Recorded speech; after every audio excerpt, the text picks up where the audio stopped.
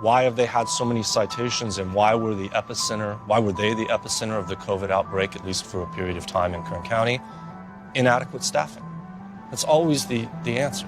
If there's not enough staff to meet the needs of the residents, they don't get fed as much. Staff that are in a hurry a lot of times make more errors, so there's more medication errors. They cut corners, things don't get done, and people die as a result. Minerva says conditions at Kingston worsened after it changed ownership.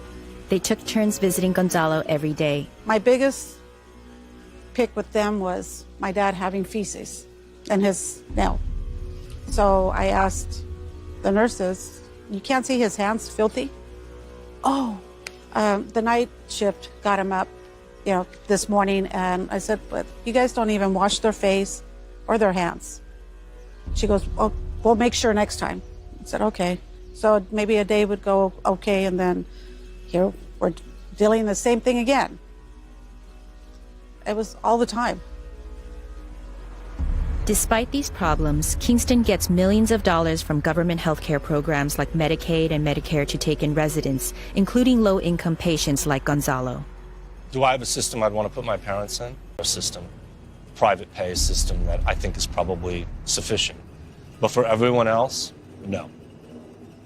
And we know there's only going to be more elderly people coming down the pipeline.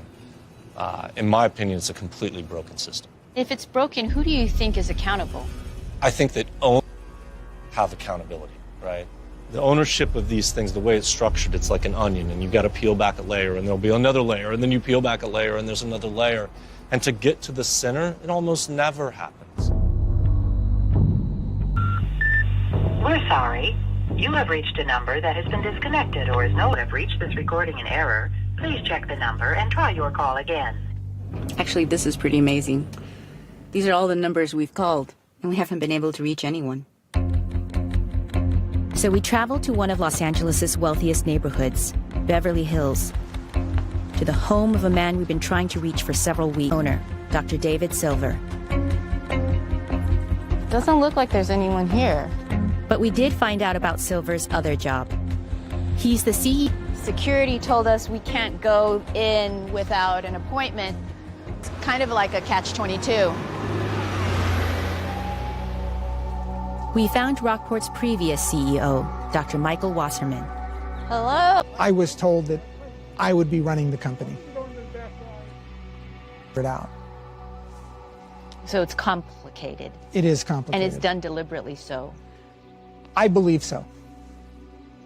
And the chip layers. The lawyers do it that way, so that the real estate owners will say, we don't have anything to do with operations. So if things go wrong, it's not our fault. Influence do the real estate owners have on operations? We took a closer look at Kingston's records. Kingston rents the property from Shlomo Rockport Healthcare Services to manage his nursing home empire. Hi, Francisco. This is Melissa. Thanks for taking my call. We called a researcher at the National Union of Healthcare Workers. For-profit nursing home operators in California, at least, tend to use these multiple corporate layers to sort of insulate themselves. Got they it. can do that for the purposes of insulating themselves from legal liability or from regulatory oversight or any number of different things. Silver. Yeah. Who is he paying to? Effectively, it's a Shlomo Rechnitz. Welcome, Shlomo Rechnitz. What motivates you? What prompts you to give? To some, Shlomo Rechnitz is a celebrated philanthropist and community. In 2014, then State Attorney General Kamala Harris called him a serial violator of nursing home laws. He's been sued at least 15 times for issues of negligence, elder abuse, and wrongful death in his nursing homes. The issue with the owners of the nursing home real estate put on the facilities. And when the pressure to make money and fill beds. Jambo ambalo sote tunakubaliana ni kwamba kuna ufanisi usioridhisha katika shirika letu la bandari. Nadhani katika hili sijui kama kuna mtu ana mawazo tofauti.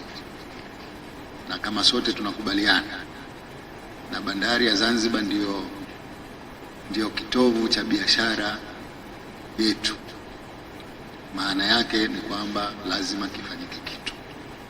Sasa safari niloifanya jana, ziara nilokuja pale bandarini. Lengo langu lilikuwa ni kupata first hand information, tatizo ni nini, na ndio maana nikauliza mara kadhaa, nikakuulizeni nyinyi watu wa shirika wa mamlaka